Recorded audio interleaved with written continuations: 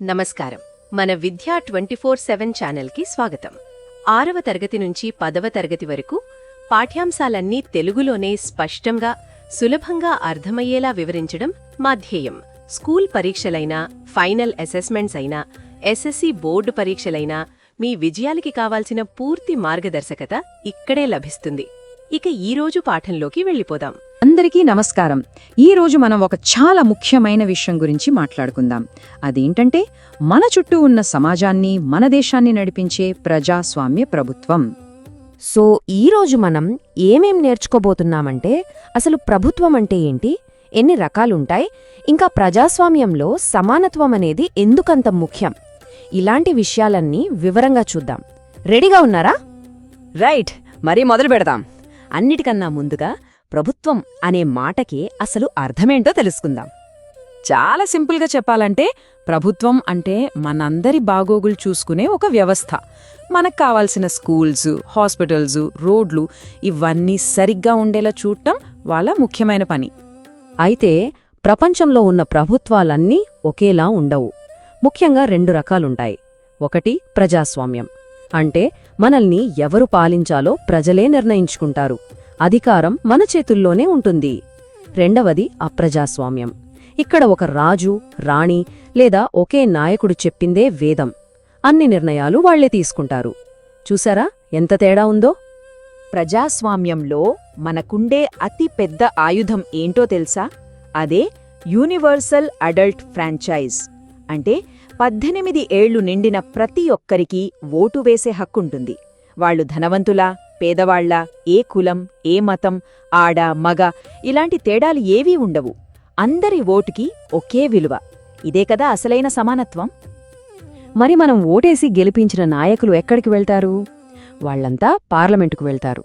మన దేశం మొత్తం కోసం అవసరమైన చట్టాలను, నియమాలను తయారు చేసేది ఇక్కడే.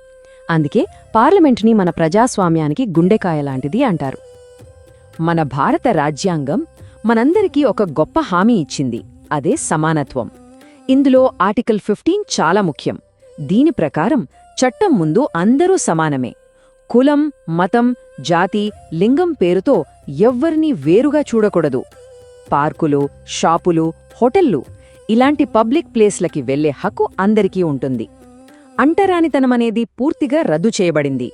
ఇది వివక్షకు వ్యతిరేకంగా మనకు లభించిన ఒక రక్షణ కవచమన్నమాట.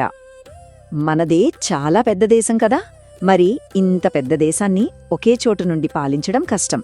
అందుకే మన పరిపాలనని 3 స్థాయిల్లో విభజించారు. దీన్ని ఒక స్కూల్లా ఊహించుకోండి. దేశం మొత్తాన్ని చూసుకునేవి నేషనల్ లెవెల్, అంటే సెంట్రల్ గవర్నమెంట్, మన స్కూల్ ప్రిన్సిపల్ లాగా. ఒక్కో రాష్ట్రాన్ని చూసుకునేది స్టేట్ లెవెల్, అంటే మన క్లాస్ టీచర్ లాగా. ఇక మన ఊరు లేదా పట్టణాన్ని చూసుకునేది లోకల్ లెవెల్, క్లాస్ మానిటర్ లాగా. సరే, ఇవన్నీ పుస్తకాల్లో చదవడానికి బాగానే ఉంటాయి. కానీ నిజ జీవితంలో ఈ సమానత్వం అనేది ఎలా పనిచేస్తుంది? కొన్ని నిజ జీవిత ఉదాహరణల ద్వారా దీన్ని ఇంకా బాగా అర్థం చేసుకుందాం. ఈమె పేరు కాంత. ఎన్నికల రోజున ఆమె తను పనిచేసే ఇంటి యజమానితో కలిసి ఒకే క్యూలైన్లో నిలబడి ఓటు వేస్తుంది. ఆ క్షణంలో తన యజమానితో పాటు తను కూడా సమానమే అని చాలా గర్వంగా ఫీలవుతుంది. ఎందుకంటే వాళ్ళిద్దరి ఓటు విలువ ఒక్కటే.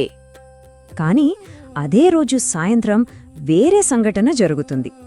తన కూతురికి ఆరోగ్యం బాగోలేకపోతే ఆమె ఒక ప్రభుత్వ ఆస్పత్రికి వెళుతుంది. అక్కడున్న పరిస్థితి, ఆ పెద్ద క్యూ లైన్ చూసి ఆమె ఆలోచనలో పడుతుంది. ఉదయం తను ఫీలైన సమానత్వం నిజంగా తన రోజువారీ జీవితంలో ఉందా అని తనని తానే ప్రశ్నించుకుంటుంది. ఇప్పుడు ఓంప్రకాష్ వాల్మీకి గారి కథ గురించి తెలుసుకుందాం. ఆయన తన ఆత్మకథ జూఠన్లో ఒక బాధాకరమైన అనుభవాన్ని పంచుకున్నారు. కులం కారణంగా తనని స్కూల్లో ఎలా చూశారో చెప్తూ, నన్ను తరగతిలో అందరికంటే దూరంగా, అది నేలమీద కూర్చోబెట్టేవారు అని రాశారు. ఆ మాటలు ఒక చిన్న పిల్లవాడి మనస్సుని ఎంతలా గాయపరుస్తాయో ఒక్కసారి ఊహించుకోండి. ఇక్కడే గౌరవం, అంటే డిగ్నిటీ అనే పదం చాలా ముఖ్యం.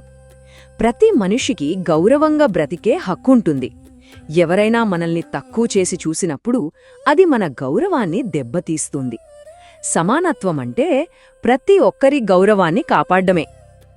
సరే, ఇప్పటిదాకా మనం చాలా విషయాలు నేర్చుకుందాం. ఎంతవరకు అర్థమైందో ఓసారి చెక్ చేసుకుందామా? మీకోసం కొన్ని సింపుల్ ప్రశ్నలు. ఆలోచించి సమాధానం చెప్పండి. మొదటి ప్రశ్న, యూనివర్సల్ అడల్ట్ ఫ్రాంచైజ్ అంటే ఏమిటి? గుర్తుందా, మనం 18 సంవత్సరాల వయస్సు, ఓటు హక్కు గురించి మాట్లాడుకున్నాం కదా? ఇక రెండవ ప్రశ్న, మన దేశంలో ప్రభుత్వం ఏ 3 స్థాయిలలో పనిచేస్తుంది? ఆ స్కూల్ ఉదాహరణ గుర్తుంది కదా? Principal, class teacher, monitor. చివరిగా మూడవ ప్రశ్న, ప్రజాస్వామ్యంలో సమానత్వం అనేది ఎందుకంత కీలకమైనది? కాంతకథ గుర్తు చేసుకోండి. ఆ ఒక్క ఓటు ఆమెకి ఎంత శక్తినిచ్చింది?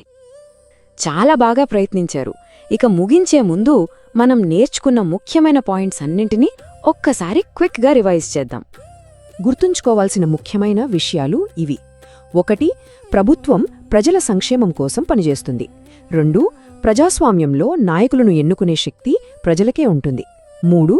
యూనివర్సల్ అడల్ట్ ఫ్రాంచైజ్ ద్వారా 18 ఏళ్లు నిండిన అందరికీ ఓటు హక్కు లభిస్తుంది. 4. మన రాజ్యాంగం అందరికీ సమానత్వాన్ని హామీ ఇస్తుంది. 5. ఈ హామీని నెరవేర్చడానికి ప్రభుత్వం 3 స్థాయిలలో పనిచేస్తుంది. ఈరోజు పాఠం శ్రద్ధగా విన్నందుకు చాలా ధన్యవాదాలు. ప్రజాస్వామ్యం గురించి తెలుసుకోవడమంటే మన హక్కుల గురించి, మన శక్తి గురించి తెలుసుకోవడమే. ఎప్పుడూ ఇలాగే నేర్చుకుంటూ ఉండండి, ప్రశ్నలు అడుగుతూ ఉండండి. మళ్ళీ కలుద్దాం. ఈరోజు చూసిన పాఠం మీకు ఉపయోగపడిందని హృదయపూర్వకంగా ఆశిస్తున్నాను. ఇలాంటి మరిన్ని స్పష్టమైన, సహాయకరమైన, మార్కులు పెంచే పాఠాలు పొందాలంటే మన విద్యా 24/7 ఛానల్ను తప్పకుండా సబ్స్క్రైబ్ చేయండి. ఈ వీడియో నచ్చితే లైక్ చేయండి, మీ ఫ్రెండ్స్కి షేర్ చేయండి. మీ సందేహాలు, సూచనలు, తదుపరి నేర్చుకోవాలనుకున్న విషయాలు కింద కామెంట్స్లో రాయండి. మీ స్పందన మాకెంతో ముఖ్యం. మీ ఒక్క లైక్, ఒక్క షేర్, ఒక్క కామెంట్ కూడా ఈ చదువు వెలుగును మరింత మంది విద్యార్థులకు చేరుస్తుంది. మాతో ఉండండి. మీ నేర్చుకునే ప్రయాణాన్ని ప్రతిరోజు మరింత బలంగా, మరింత స్పష్టంగా, మరింత ప్రభావవంతంగా మార్చుకుందాం. ధన్యవాదాలు.